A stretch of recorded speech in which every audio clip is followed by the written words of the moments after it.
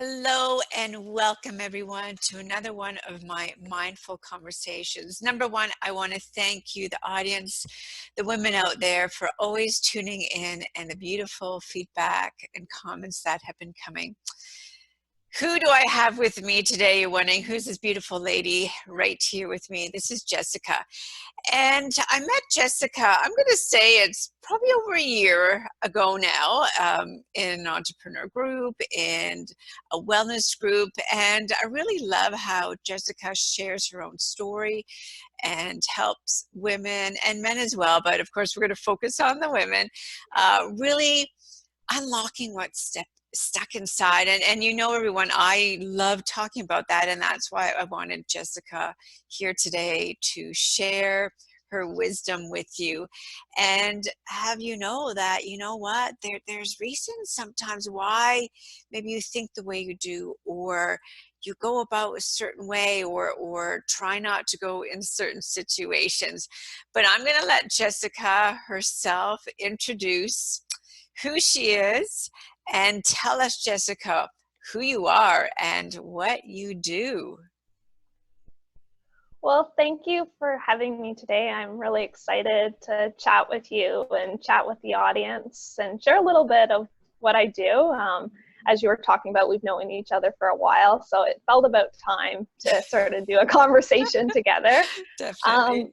Yeah, so my name is Jessica Sloan, and what I do is I'm like a rapid transformation specialist, certified hypnotist, and coach. And I really help clients get to sort of what's holding them back. And it comes a lot from my own personal story, because I was putting in a lot of effort for years, doing a lot of different self-development. And there just seemed to be some sort of invisible barrier that was getting sort of in the way of making more long-term change. And I was working in corporate human resources, and I still work in that area, but I've slowly been transitioning more to my business. And I just wanted to unlock what was holding me back. And I always had a sense that I had this sort of perfectionism that was showing up a lot in my life. And I was always putting other people's needs ahead of my own. And I knew the perfectionism existed, but I didn't really know where it came from. And, when I started, looking into this type of work, I stumbled across something called rapid transformational therapy.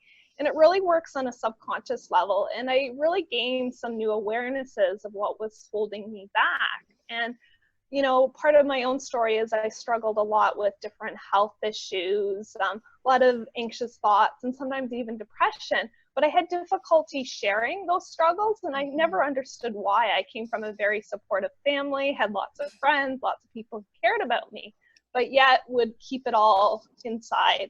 And that was one of the biggest things that I discovered when I started doing this work. It was what was at the root of that. And when I discovered that, the work wasn't finished. I still had to continue the work. And that self-love is a continual thing. But understanding that piece helped unlock what was holding me back, because my subconscious was trying to keep me safe. Mm.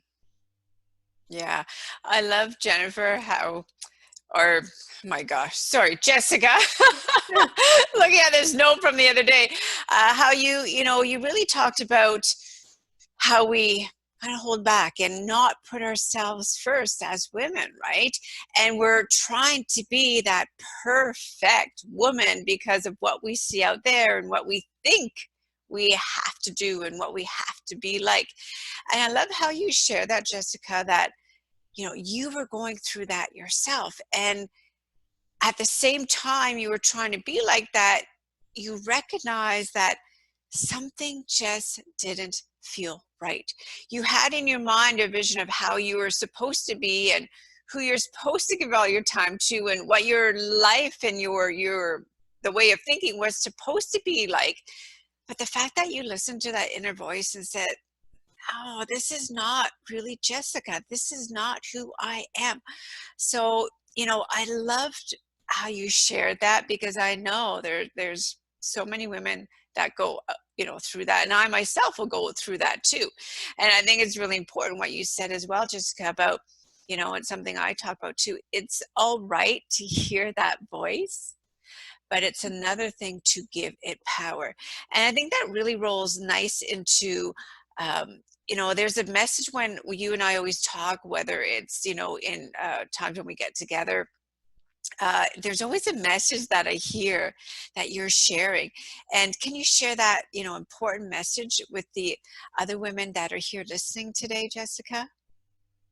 Yeah, I think what you were talking about is I often talk about, that critical voice, and Mm-hmm. the critical voice has a very important role. And we often think that, it's just, that voice, I wish, it could just completely go away. But often the critical voice developed in order to keep us safe. And so as young children, when we were younger, it really helped us in a lot of ways. But then when we're an adult, it can start to hold us back.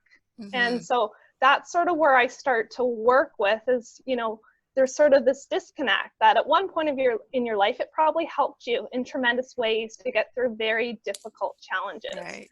But now it's holding you back from being more authentic. It's holding you back Mm-hmm. from being who you really are. Mm-hmm. But often too, on a subconscious level, we sometimes even maybe forget why that critical voice came into our lives. And that's why I do the work that I do, is to help shine the light on what is it really trying to do. And then when we understand what it's really trying to do, then we can almost give it a new role. Like we can start to bring in more of a coach or more of a supportive voice. And, we still may have some critical thoughts, but they don't take the driver's seat, if that makes sense. Exactly. Beautifully put.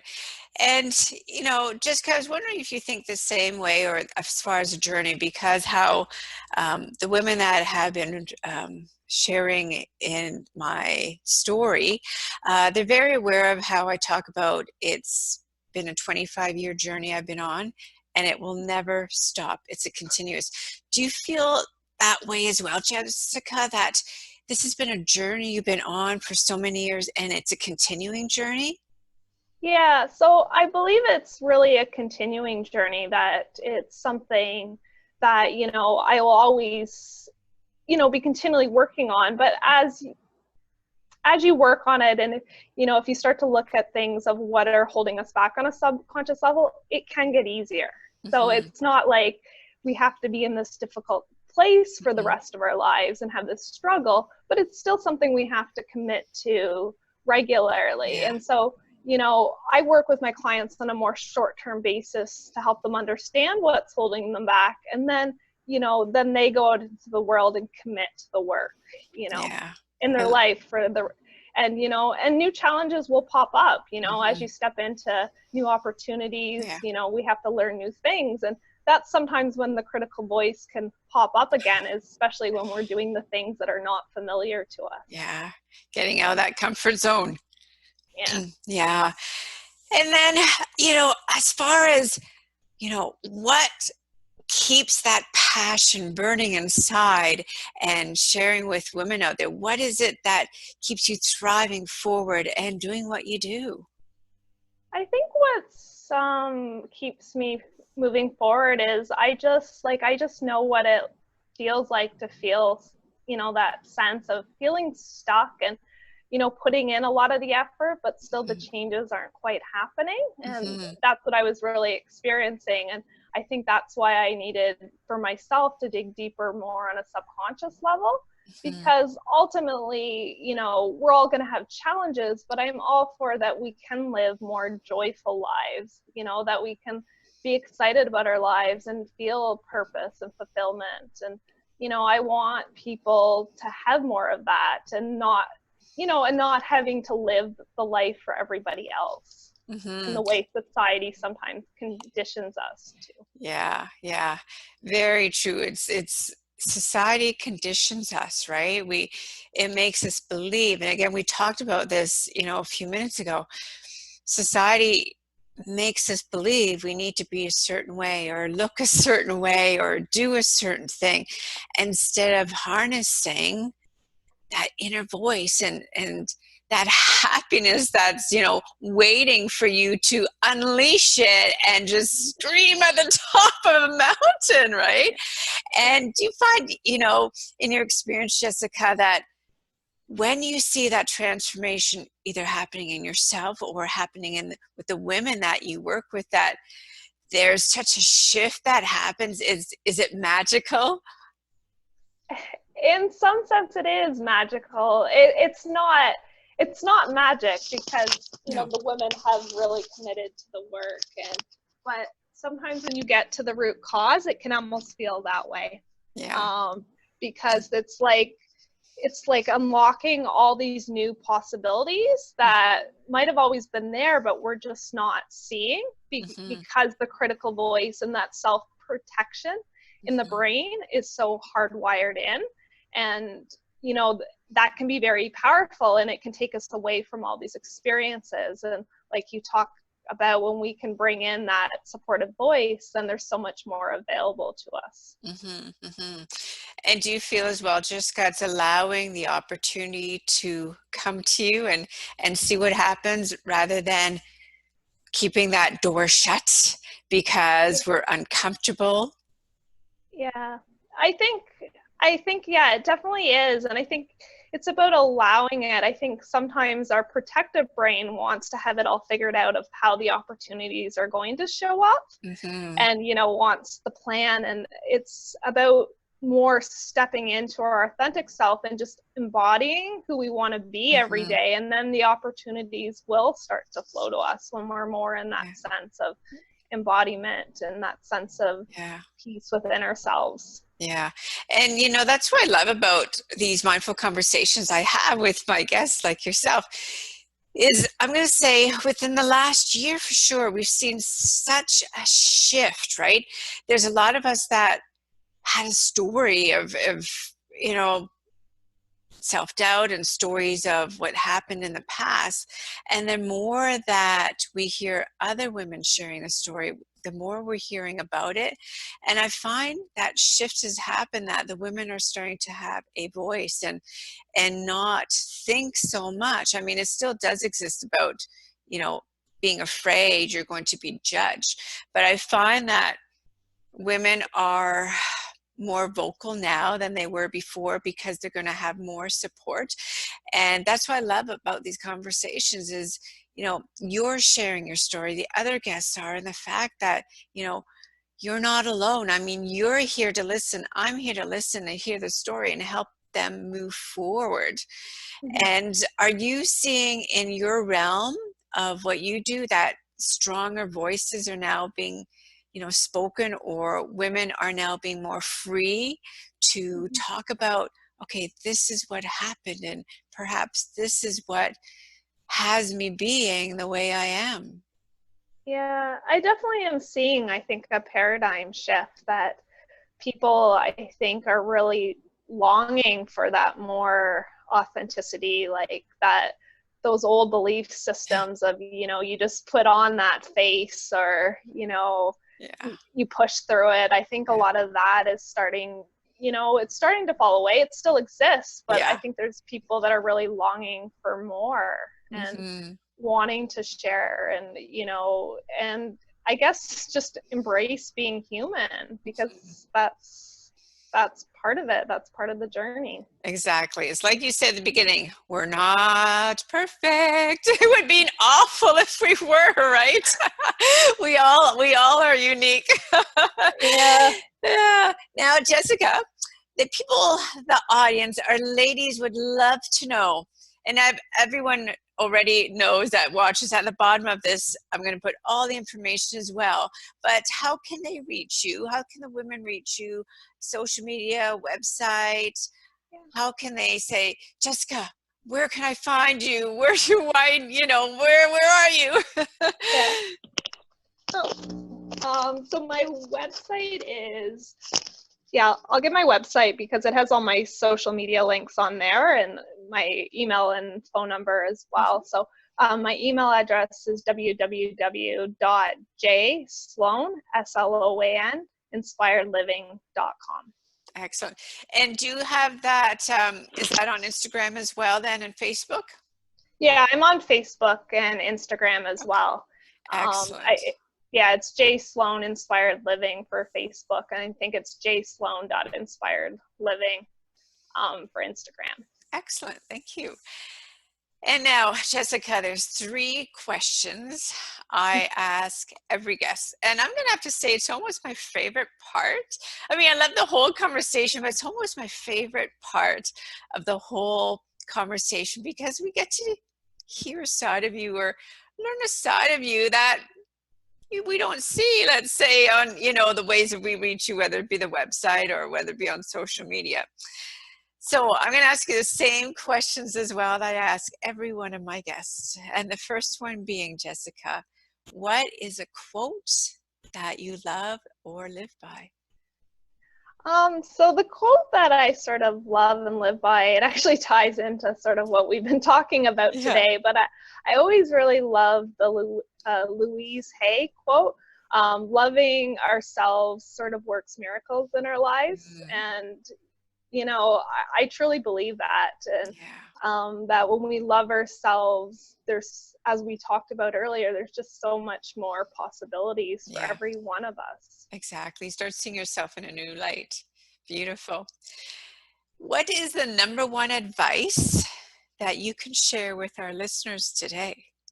Yeah. I think the number one advice is, you know, I know how it feels sometimes when we feel really stuck, but we're never stuck. There's always answers. And, Mm-hmm. sometimes it just means going a little bit deeper to Mm-hmm. find those answers, Mm-hmm. and sometimes when we're feeling in that place, like things are never going to change, there is always opportunities and possibilities. It's just finding the thing that's going to be the right fit for you to make that shift and make Mm-hmm. that change. Yeah. And I think along with that goes really well is realize that it's going to be baby steps, right? Sometimes we have in our mind that we do want to do this 180 shift, Yeah. but then we never find the underlying issues. And I find when, you take one baby step at a time, then it's like, okay, I can do this, people, specifically women now, because I mean, we're going into January. We're going into February. We are in February. January, and you hear it. I'm going to pick these top ones because it was all over the place, losing weight and eating healthier and stopping to do this. Those are huge goals, right? Okay, Yeah. let's pick one thing. And even with you unlocking, in the subconscious, there's lots of areas there, but picking one and let's work with that. Let's deal with that. Let's reach that goal and take the baby steps Yeah. we need to take, and we will achieve them and then go on to the next one, because to feel the achievement, the power of that is simply amazing. It makes you want to step forward to go for the next goal. So I like that piece of advice that you share today. And the last one, and I always let the women know, you cannot choose family as your answer for this one. But if this was the last day of your life, Jessica, what would you be thankful for? Um, I think one of the biggest things I'm thankful for now is my health. Mm, Um, I talked a little bit about my own story, but I, previously had health issues for almost 25 years. And, mm, I've really done the work and I feel healthy. And, nice. that's something I know now, that you can't take for granted. No. And, you know, and I'm just so happy that I have my health and it allows me to do so many other things. And it's something Nice. that I continually work on every single day. Oh, I love that you picked that out because, as you know, Jessica, and all the listeners, that I do a gratitude journal every day, and there's 5 things I always write down. And the one thing that I always repeat is I am thankful for my health because it keeps me alive. So when you said that, it's like, oh my gosh, that's something have gratitude and thankful for every day, because health is wealth, right? Doesn't matter how much money you have, doesn't matter how many things you have in your life. If you don't have your health, right?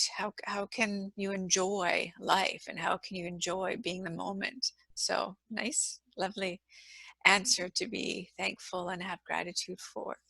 And on that note, Jessica, I want to thank you very much for being my guest. You have a beautiful message that you shared, and letting our audience know that, you know, there's a deep subconscious, because sometimes a lot of us don't realize how deep that is in our subconscious, and that could be the root of the issues.